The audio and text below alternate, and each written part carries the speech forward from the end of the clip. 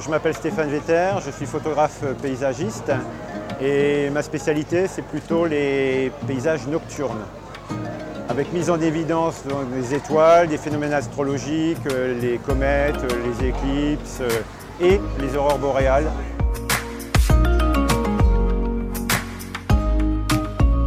J'ai tout simplement envie de partager cette passion et de partager ces images qui sont a priori plus ou moins irréelles.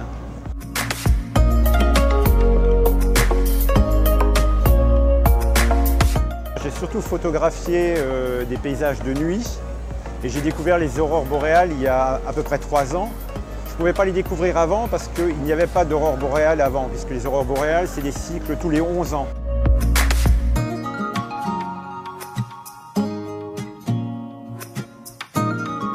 Il n'y a pas de pays plus intéressant que l'Islande au niveau variété de paysages. On a des cascades, on a des lagons, on a des lacs glaciaires, on a tout quoi.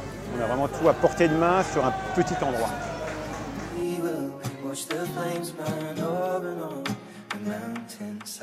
C'est quelqu'un qui n'est jamais fatigué, Stéphane, qui n'a jamais froid, qui n'a jamais faim, jamais soif quand il est dans son truc.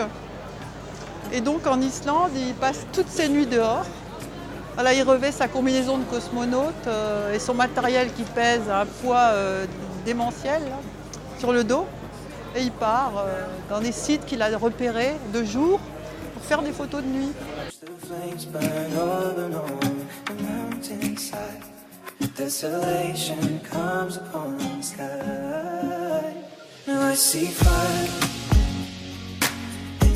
Cette photo elle est un peu particulière parce que depuis 2011, j'ai dû accumuler, je pense, une centaine de nuits à essayer de voir, photographier les aurores.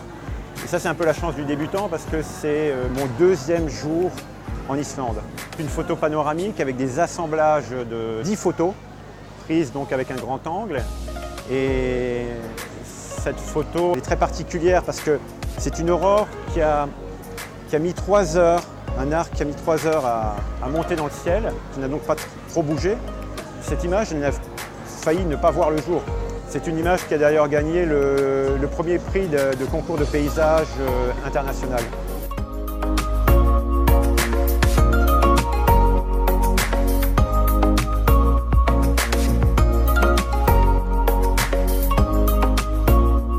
C'est un panoramique qui est au-dessus de Skaftafell, qui nécessite à peu près 1 heure à 1 heure et demie de marche pour y aller.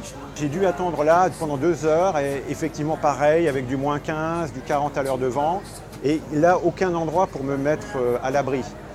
Ce qui est intéressant dans cette image, c'est que ce sont des nuages de haute altitude avec des cirrus de glace qui ont diffusé la lumière des étoiles. Et si vous regardez bien, vous avez la couleur des étoiles, là on voit très bien le jaune de Betelgeuse, le bleu des étoiles et ici la diffusion de, ce n'est pas une étoile mais Jupiter et une petite aurore